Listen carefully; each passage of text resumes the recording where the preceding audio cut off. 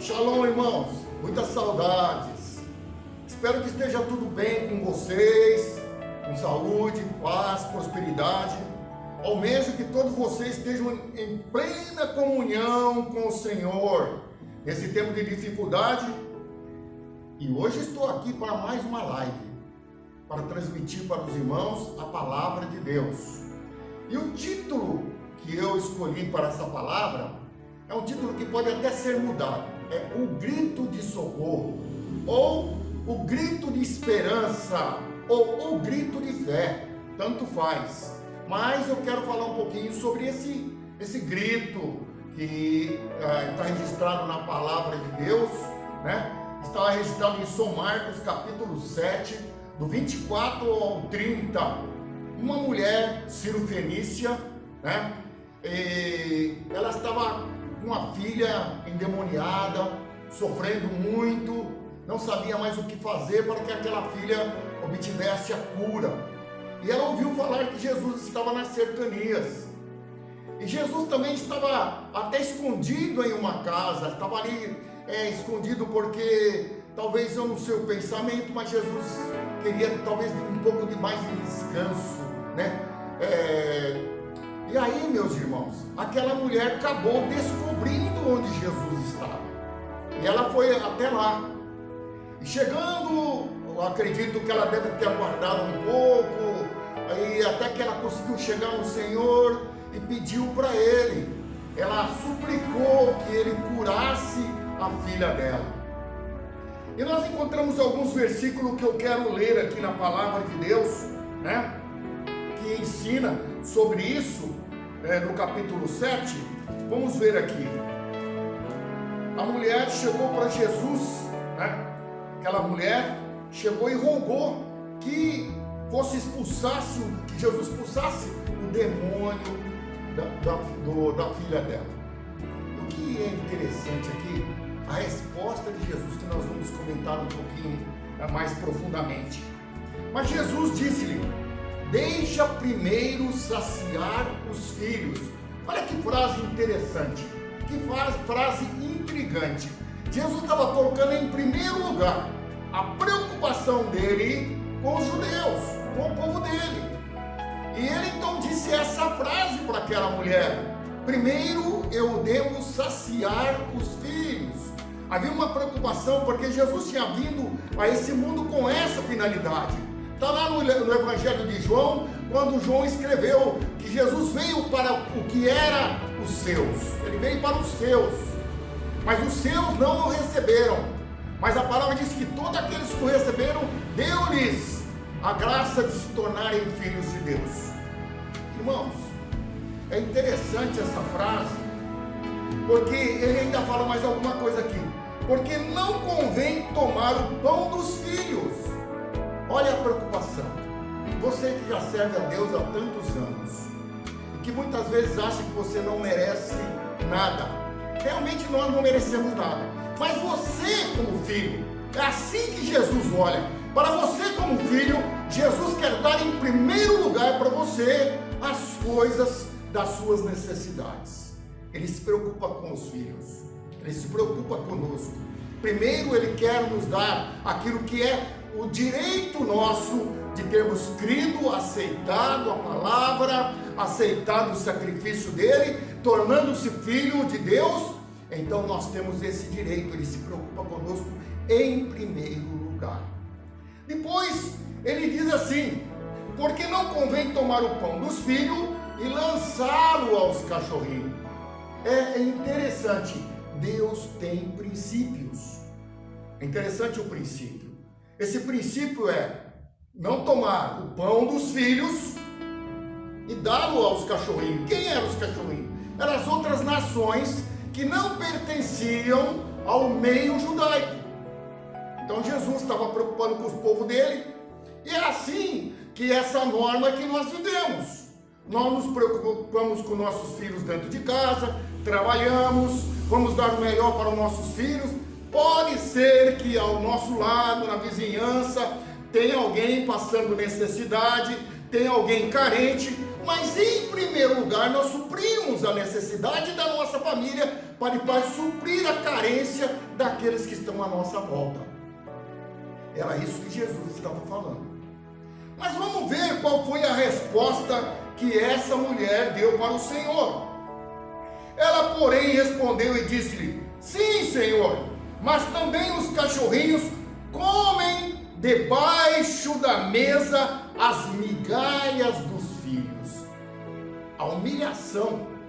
Essa mulher sabia que ela não tinha direito nenhum de pedir alguma coisa para o Senhor, mas ela se humilhou segundo a sua necessidade.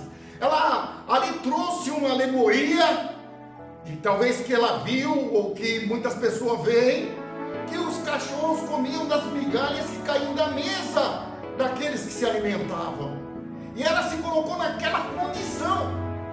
Irmão, como é maravilhoso quando nós pensamos desta maneira, como Deus vê as coisas, como Deus trabalha, como Deus tem princípios. Hoje Deus olha para a sua igreja. Em primeiro lugar, Ele vai dar aquilo que é necessário para a sua igreja permanecer. Depois Ele se preocupa com o mundo. Mas nós vemos que Ele também se preocupa com o mundo.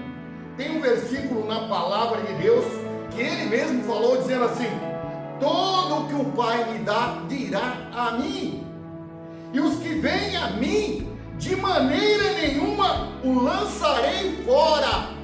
Oh, glória a Deus. São João 6,37. Olha, o que vem a Ele é porque o Pai já trabalhou para que aquela pessoa chegasse até Ele, e o que viria a Ele, Ele não lançaria fora.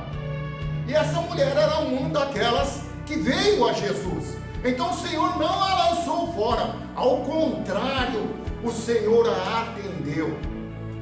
E naquela palavra que aquela mulher falou, daquela forma, se humilhando, desejando que a filha dela de todo o coração suprisse aquela súplica, aquele pedido de socorro, e ela falando da fé, com aquela fé tremenda, dizendo que os cachorrinhos comiam da migalha que caía da mesa. O Senhor lhe deu uma resposta maravilhosa. O Senhor disse para ela a seguinte frase: vai, mulher, porque assim como crestes, a sua filha já está liberta. E ela voltou para casa alegre, chegando lá, encontrou a filha sã e curada. Aqui nós vemos uma coisa importante. Jesus não precisou colocar a mão, Jesus não precisou pronunciar alguma palavra de expulsão, simplesmente aquela fé daquela mulher permitiu que a filha dela fosse curada. Que coisa maravilhosa! O grito de socorro alcançou a solução dos problemas e das dificuldades daquela mulher. Irmão, assim também é conosco. Estamos vivendo dias difíceis. Somos a igreja do Senhor. Em primeiro lugar, Deus está preocupado conosco. A igreja, o povo dele, o povo comprado e lavado no sangue do Cordeiro. Ele está preocupado conosco, mas Ele também está preocupado com o mundo lá fora. E através da sua igreja é que Ele consegue trabalhar naquelas vidas que estão lá fora. E esse grito de socorro nos nossos dias tem que estar na boca dos irmãos da igreja e de todos aqueles que professam a fé, o grito de socorro, porque Deus está ouvindo. Aleluia! Deus está ouvindo o nosso grito de socorro. Quem é que não tem problema nos dias atuais? Quem não está preocupado com o desemprego? Quem não está preocupado com o vírus que está aí matando muitas pessoas? Quem não está preocupado com o dia de amanhã? Eu acredito que todos estão preocupados. Mas se nós suplicarmos, se nós dermos o nosso grito de socorro, Deus nos ouvirá e nos abençoará e nos colocará a nossa bênção em primeiro lugar. Meus irmãos, outra coisa também que me chamou muita atenção. No capítulo 10 de São Marcos, verso 10:46 em diante, nós vamos encontrar, deixa eu procurar aqui, 10:46, a palavra de Deus. Eu tinha marcado, mas saiu. Vamos ler aqui 10:46, aqui a palavra de Deus. O cego de Jericó. também Jesus estava entrando na cidade, e ali na beira do caminho estava um homem cego. Que dificuldade para ele, mendigava ali a sua sobrevivência.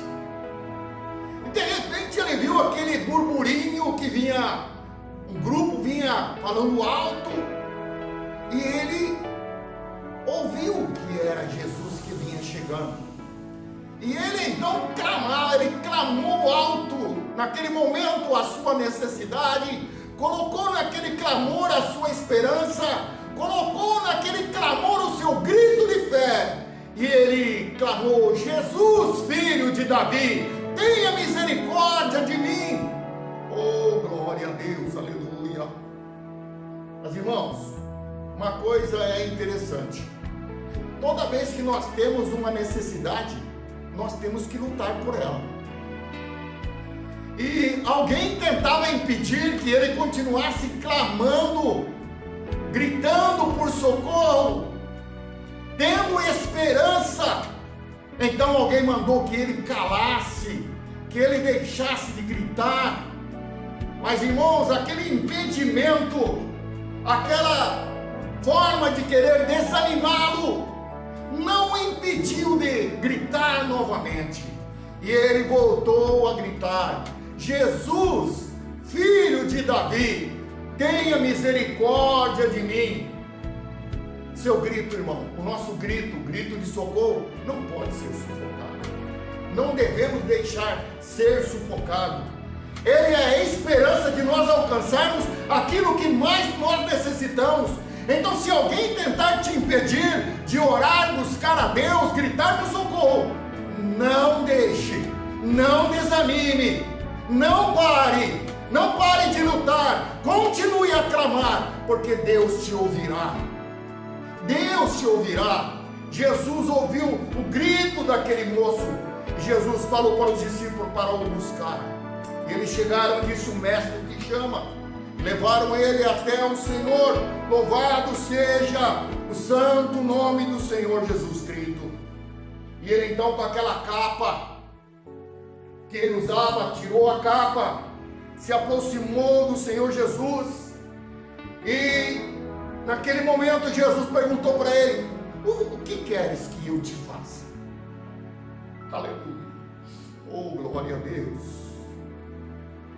E ele respondeu para o Senhor: que eu veja. Irmãos,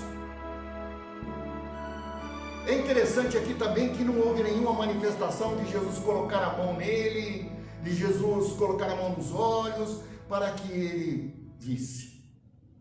Simplesmente, olha a frase que Jesus disse para ele: vai, a tua fé te salvou. E logo ele começou a enxergar, e ele começou a seguir Jesus pelo caminho. Glória a Deus. Que coisa maravilhosa, né, irmão? A fé daquele homem fez com que ele fosse curado. Veja o grito de socorro. O grito de socorro, Deus está sempre pronto a ouvir o nosso grito de socorro. Irmão, Jonas clamou a Deus do ventre da baleia, lá naquele local escuro, naquele ventre da baleia, ele clamou e o Senhor o ouviu. Para Deus não há impedimento, para Deus não há empecilho. A nossa fé produz em nós a vitória que nós necessitamos. É por isso que nós cremos, é por isso que nós vivemos a vida de fé, porque a nossa fé tem avultado o galardão. E eu ainda quero, para terminar essa mensagem, quero contar para os irmãos uma ilustração. Nessa ilustração, houve um naufrágio, e naquele naufrágio, só uma pessoa se salvou. E aquela pessoa juntou aos destroços do navio e foi segurando, e ele foi levando até uma ilha deserta. Ele chegando lá, ele foi até a praia, deitou na praia, descansou um pouco, agradeceu a Deus por estar salvo e começou a pensar: deixa eu olhar este local. E começou a olhar, e aquele lugar onde tinha aquela praia era uma rota onde não passava quase nenhuma embarcação. Era muito difícil, era uma rota marítima onde não passava quase embarcação naquele local. E ele estava ali então sozinho naquele local. E ele procurou ali, olhando tudo, e começou a achar mais destroços na praia, juntou aqueles destroços e pensou: preciso fazer um abrigo para me abrigar do sol, para me abrigar da chuva, para me abrigar do frio e também guardar um pouquinho de pertences que eu tenho e me guardar também dos animais que possam existir aqui. E ele trabalhou duramente ali durante dias, juntando destroço, e fez um abrigo, e ali ele começou a ficar naquele abrigo que ele tinha construído.